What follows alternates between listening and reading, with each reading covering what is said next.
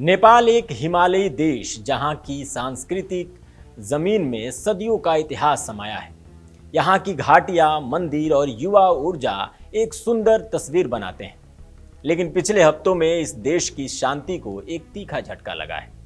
नमस्कार, स्वागत है आप सभी का भारत अपडेट में। मेरा नाम प्रद्युमन पांडे है और आइए शुरू करते हैं नेपाल में हाल के घटनाओं पर एक बेहतरीन रिपोर्ट। ये झटका युवा पीढ़ी की आवाज से बना है। जेनजी विरोध, भ्रष्टाचार और अप्रत्यक्ष सत्ता विरोध की आग ने नेपाल को हिला कर रख दिया है। विरोध शुरू हुआ उस समय जब सरकार ने 26 सोशल मीडिया प्लेटफॉर्म पर बैन लगा दिया। फेसबुक, यूट्यूब, व्हाट्सएप, एक्स और कई अन्य ऐप्स।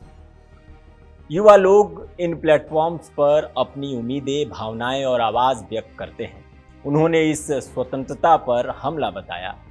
उनकी नाराजगी सिर्फ बैन तक सीमित नहीं थी। उन्होंने कहा कि ये एक गहरी समस्या का सिर्फ प्रदर्शन है। राजनीतिक भ्रष्टाचार, भतीजावाद, नेपोटिज्म और प्रतिष्ठित परिवारों का नियंत्रण। उनका कहना था कि नेपो बच्चे सिर्फ नाम नहीं, वो उस सिस्टम का प्रतीक हैं जिसमें कुछ परिवार हमेशा ऊंचे स्थान पर बने रहते हैं। 8 सितंबर 2025 को हजारों युवा काठमांडू और अन्य शहरों में उतर आए। ये उनका नाटक प्रदर्शन नहीं था, ये जिंदगी की लड़ाई थी। लेकिन उनके शांतिपूर्ण आंदोलन ने अचानक हिंसा की ओर मोड़ ले लिया। धुंधाई गैस की गोले, पानी के तोपे, रबड़ की गोलियां, सुरक्षा बलों ने कड़े कदम उठाए। कुछ प्रदर्शनकारी संसद भवन तक पहुंच गए और कुछ भवनों में आग तक लगा दी। संवाद टूट गया, भरोसा डगमगा गया और नेपाल की राजधानी एक बिंदु पर छोड़ने की कगार पर दिखने लगी। संख्या डरावनी थी। कम से कम 72 लोग मारे गए। ये नेपाल के दशकों की राजनीतिक हिंसा का सबसे खतरनाक दौर है। सैकड़ों लोग घायल हुए। सरकार और सेना को कदम उठाना पड़ा। देश के कुछ हिस्से में कर्फ्यू लगाया गया और सेना को प्रमुख इमारतों की सुरक्षा सौंपी गई। इस हिंसा के बाद सब कुछ बदल गया। राष्ट्रपति ने संवाद की मांग की और प्रधानमंत्री केपी शर्मा ओली ने इस्तीफा दे दिया। इसी बीच एक नया अंतरिम सरकार बना, सुशीला कार्की, जो नेपाल की पहली महिला प्रधानमंत्री बनी। लेकिन युवा प्रदर्शनकारी अभी भी कुछ और मांग कर रहे थे और वो मांग थी परिवर्तन की, नेतागिरी की नहीं। सत्ता में जवाबदेही, पारदर्शिता और न्याय का।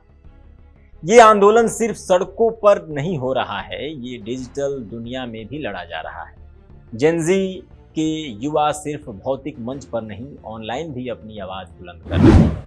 उनके लिए सोशल मीडिया सिर्फ मनोरंजन का जरिया नहीं, स्वतंत्रता और जुड़ाव की जमीन है।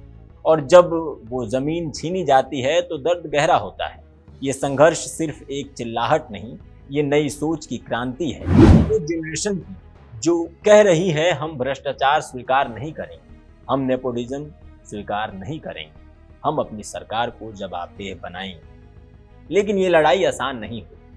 राजनीतिक अस्थिरता, गहरी समूह विरोधी राजनीति और पुराने शक्तिशाली परिवारों का वर्चस्व आसानी से नहीं छोड़ा जाएगा। भारत नेपाल सीमा, आर्थिक चुनौतियां और युवा बेरोजगारी जैसी समस्याएं इस संघर्ष को और जटिल बनाती हैं। लेकिन इस आग को सही दिशा में मोड़ा जाए, अगर ये आंदोलन सिर्फ विरोध नहीं, संवैधानिक और लोकतांत्रिक सुधार की ओर बढ़े, तो नेपाल एक नए युग में प्रवेश कर सकता है। ये समय है नए विश्वास का, नए ख्वाब का, जनशक्ति की वापसी का। नेपाल की युवा पीढ़ी कह रही है कि हम सिर्फ भविष्य का इंतजार नहीं करेंगे, हम भविष्य खुद बनाएंगे। चलिए, इस वीडियो में इतना ही। मिलते हैं आपसे अगली वीडियो में। तब तक देखते रहिए भारत अपडेट।